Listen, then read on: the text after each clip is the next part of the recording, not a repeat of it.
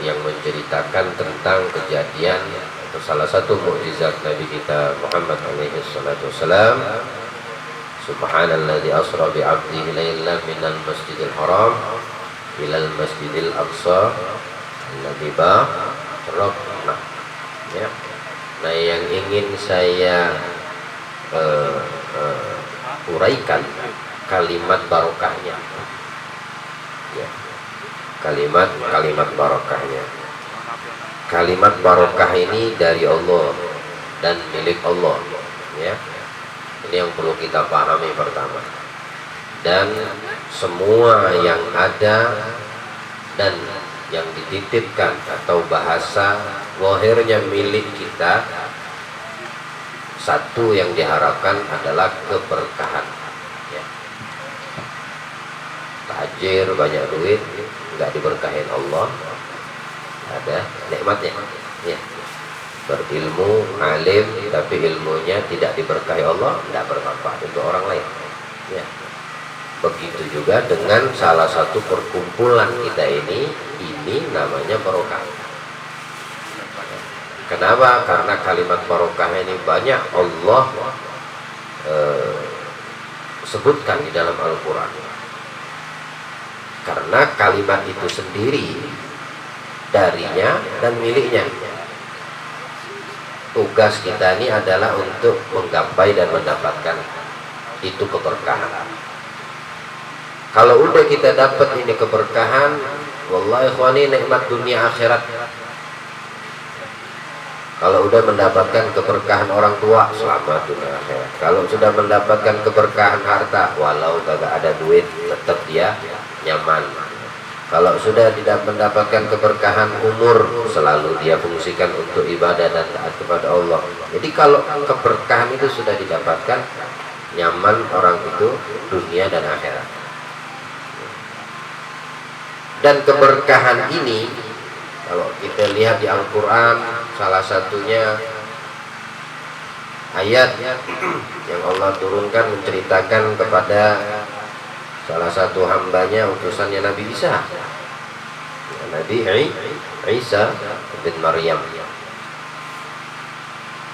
Apa Allah firmankan dalam Al-Quran? Qala inni Abdullah ataniyal kitaba wa ja'alani nabiyya wa ja'alani mubarakan aynama kuntu wa awsani bis salat waz zakat ma dumtu hayya wa baran bi walidati walam yaj'alni jabbaran syaqiyya. Ya. Berkata Nabi Isa, sesungguhnya aku adalah hamba Allah. Jadi bukan Nabi Isa itu Tuhan. Ya, beliau sendiri mengikrarkan aku adalah hamba Allah. Diberikan kepadaku kitab, yaitu Injil, dan aku dijadikan oleh Allah salah satu utusan nabinya, dan aku dijadikan sama Allah diberkahi. Artinya aku diberkahi sama Allah, ya, dimanapun aku berada. Nabi Isa diberkahi sama Allah dimanapun beliau berada. Kemudian diwasiatkan kepadaku dari Allah untuk mendirikan sholat, menunaikan zakat, ya, selama aku masih hidup. Dan diwasiatkan Allah untukku agar berbakti kepada ibuku, ya. Dan Allah tidak sekali-sekali menjadikan aku sombong celaka. Ya. Jadi kalau udah diberkahi sama Allah, umurnya enak, dimanapun dia mendatangkan manfaat.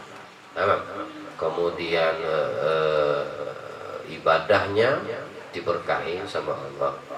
Kemudian terhadap urusan sama ibunya diberkahi sama Allah. Didatangkan kitab, tidak dijadikan nabi, dan diberikan keberkahan Allah. Itu salah satu. Atau ayat lain Allah firmankan kepada Nabi Nuh, qila ya Nuh ihbit bisalamin minna wa barakatin alaika wa ala umamin mimman ma'ak. Wahai Nuh, dikatakan kepada Nabi Nuh, turunlah dengan keselamatan dari kami dan keberkahan atasmu dan atas orang-orang yang bersamamu, yang ikut bersamamu. Diberkahi sama Allah. Makanya orang yang ikut kepada Nabi Nuh, yang naik ke dalam kapal Nabi Nuh, selamat. Ya. Kenapa? Karena itu kapal diberkahi seisinya. Bahkan anaknya pun ya, tidak mau membangkang, akhirnya mengatakan sa'awi ala jabali ila jabali, mau bakal naik ke atas gunung, akhirnya gunungnya terendam, tewas. Tapi yang diberkahi sama Allah siapa yang mengikut arahan Nabi Nuh, sampai datang itu musibah banjir besar, tapi karena diberkahi sama Allah nyaman dunia akhirat. Apalagi ya, berkaitan dengan kiswah, berkaitan dengan kiswah, kain. Kiswah itu kain, sama seperti Hajar Aswad. Umar bin Khattab pernah mengatakan, kalau aku tidak melihat Nabi mencium, tidak aku cium itu Hajar Aswad, cuma batu.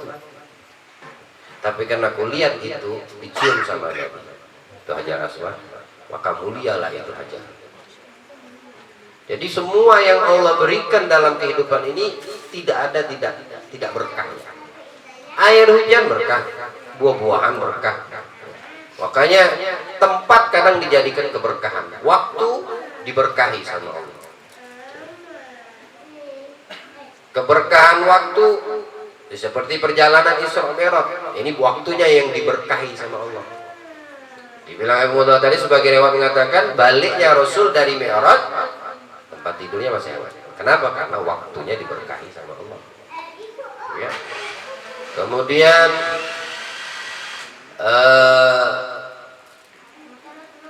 berkaitan sama kain ini tadi, dia kain dibikin sama manusia. Tapi kain itu dirindui, pengen disentuh, pengen dicium. Kenapa? Karena dia memiliki keterkaitan sama Nabi Muhammad.